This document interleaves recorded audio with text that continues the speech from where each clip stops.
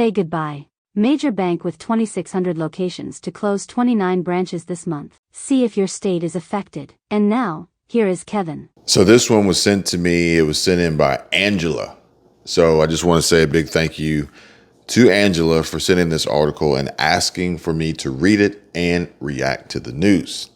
Now, this is a large bank with thousands of locations, which is shutting down more than 24 branches this month. And the article says that banks may close for various reasons, including poor performance. PNC Bank is aiming to close a total of 127 branches after evaluating its business. On August 19, 29 locations will close. And it says, and I quote, "We have grown our PNC branch footprint over the past 5 years by building out new branches and through acquisitions, while total industry branches have declined." And this is according to a spokesperson for the company who told the U.S. Sun, and that at the same time, we also make decisions to close branches as customer needs evolve. As always, we will continue to invest in and optimize our branch network alongside our other core banking channels to serve our customers in the most effective way we can.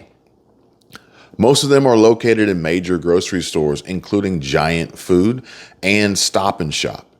The states impacted negatively by the August 19 closures include Maryland, Virginia, Florida, Alabama, and Indiana. The move by PNC comes after it closed 47 branches on June 23rd, which were spread across 15 states. And the PNC is shifting its banking focus, which could in part explain the mass shutters. Now, odds are this isn't just going to be isolated to PNC Bank. And you guys know, if you've been watching this channel for long enough, you know that all these banks are somewhat tied together and interconnected. One major bank being Chase Bank, particularly, with a huge implication being made there.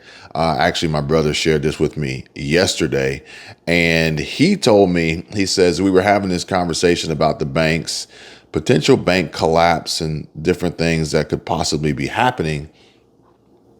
And this was after I received a comment on a short that I had uploaded, and it says, "OMG, I have a lot of questions with this about Chase Bank and how to get your money out so that you can move it to a safer bank, theoretically. I just have no idea, or I would already have done it." So, yeah, I mean, moving your money to a safer place, there's absolutely nothing wrong with that whatsoever. But I shared that with my brother, and, we like to have these discussions and conversations about money and finance and different things like that. And he asked me, he says, "Well, Kevin, what bank is safer than Chase?" I mean, they bailed out. I'm going to remove the expletive that he included here in this message, but he was trying to drive the point home. And it was, they bailed out Bear Stearns in 2008, First Republic in 2023, Silicon Valley Bank as well, and Signature Bank this year. I mean, safety is relative, depending. However, when it comes to the strength and power and the financial prowess and liquidity and solvency of a bank, Chase Bank is pretty much where it's at. Now, back to this article. It says that the Pennsylvania-based bank plans to automate 60% or more than 1,000 branches by 2026. So PNC customers can expect more shutdowns where that came from. If your local branch has or is set to close, you can use PNC's locator tool to find the nearest location near you. According to the company, it has more than 2,600 locations and roughly 60,000 ATMs, which includes some that are partners own, or that its partners own.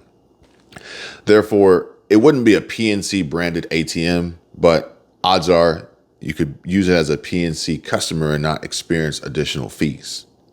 But keep in mind, there is no automatic surcharge for using a PNC or partner ATM. So that's literally exactly what I was just describing, which again, the ATM is only going to be a useful tool for those who are trying to gain access to cash, or if they want to use these ATMs to deposit money.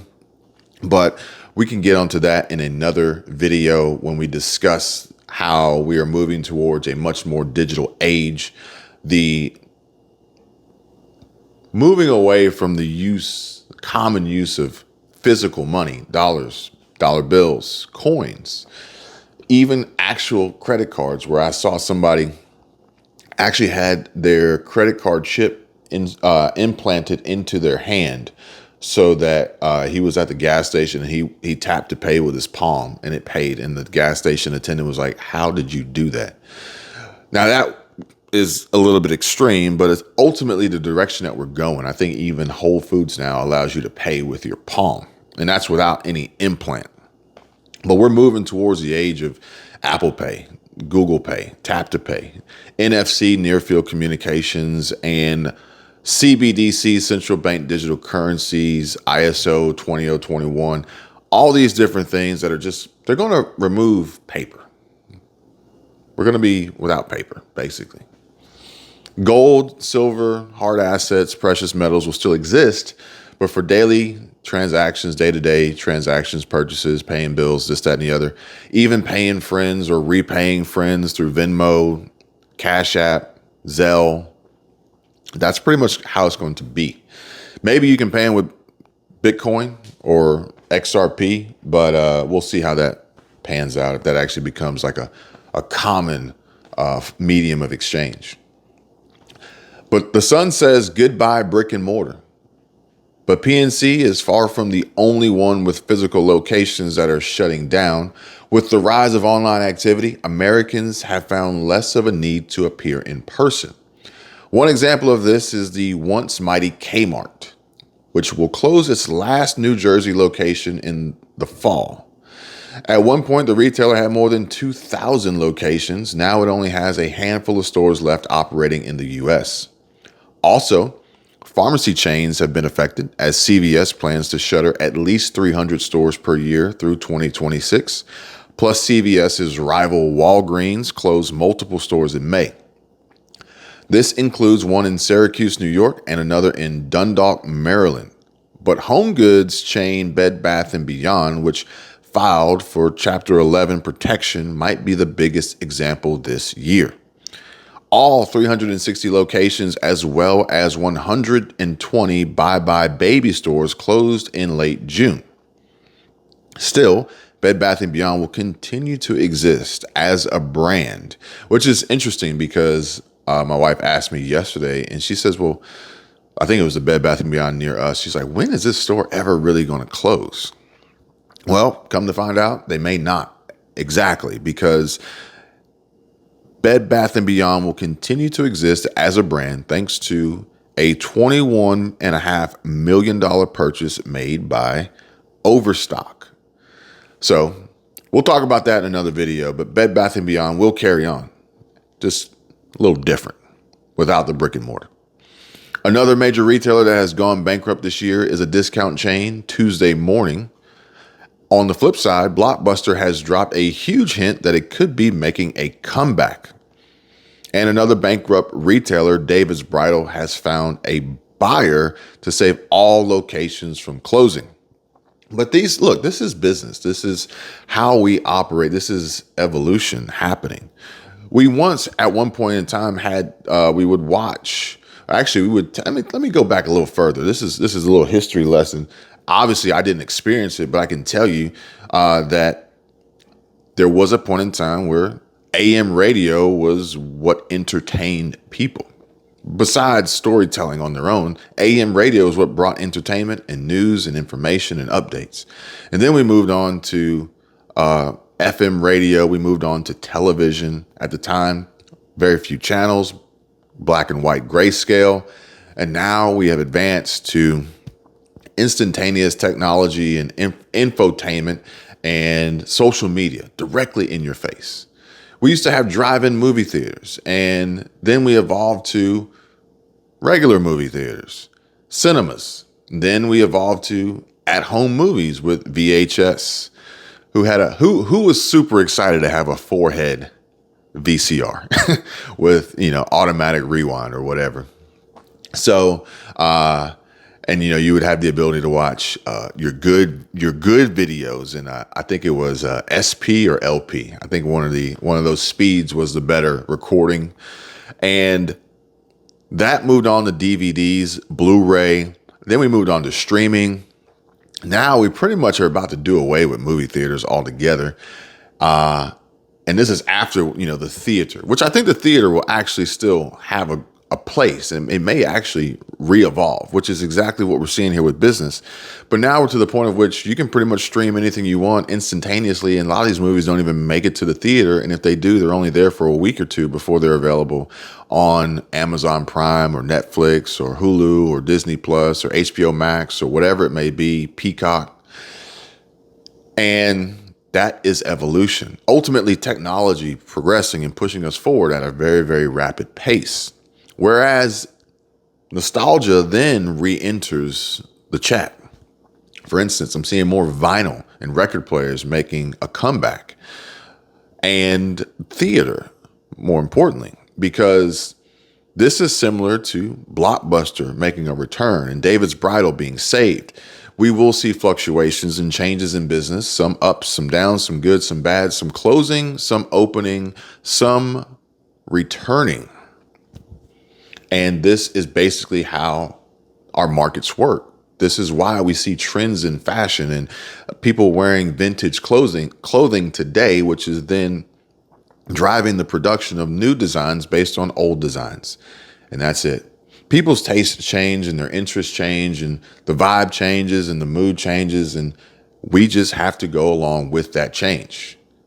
Not necessarily if the change is bad, but from a business standpoint, if we want to survive as a business and continue to produce revenues and profits and stay open for business, then we have to pay attention to these changes and make them as well. Similar to YouTube channels, YouTube content creators, new channels, old channels, content formats being long form or short form, portrait, vertical, under 60 seconds, Reels, TikTok, Instagram, Facebook, Threads, the metaverse, AI introducing ChatGPT. It's a game changer. And this is going to change business. This is going to change how we do business across the board. But I would be willing to bet that at some point we do revert back to some form of nostalgia and we continue this cycle on and on and on. Hey, if you guys made it this far in the video, please smash that like button. Drop a comment down below, and if there's any article you'd like me to read and react to, then by all means, please send it over. You guys take care. Be safe. I'll see you real soon. Bye. Got an article that you would like Kevin to read? Contact info is in the description below. Please smash that like button and subscribe to the channel.